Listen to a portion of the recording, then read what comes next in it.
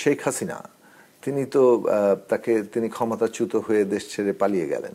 এবং বিদেশে এখন ভারতে অবস্থান করছেন এবং সেখান থেকে তো তিনি থেমে নেই, বসে নেই,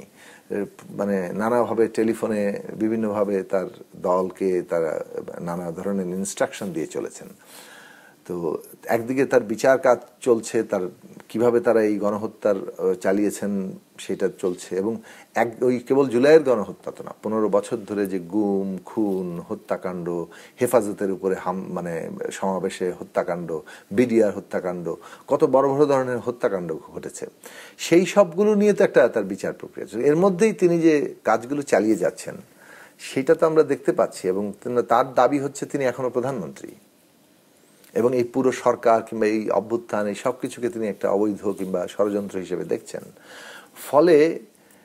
এই নির্বাচন যদি বানচাল হয়ে যায় তাতে তো শেখ হাসিনার দাবিটাই আসলে প্রতিষ্ঠিত হয়, এবং এইটা শেখ হাসিনা ভারতে বসে যখন বলছেন তখন তিনি নিজে নিজেই কেবল বলছেন, তার কোনো রকম বৈদেশিক সহায়তা নাই, সাহায্য নাই, তার পেছনে কোনো শক্তি কাজ করছে না, এটা তো ভাবার কোনো কারণ নেই।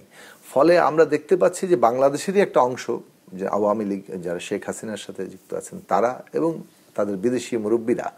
তারা বাংলাদেশের নির্বাচনকে শেখ হাসিনার জন্য একটা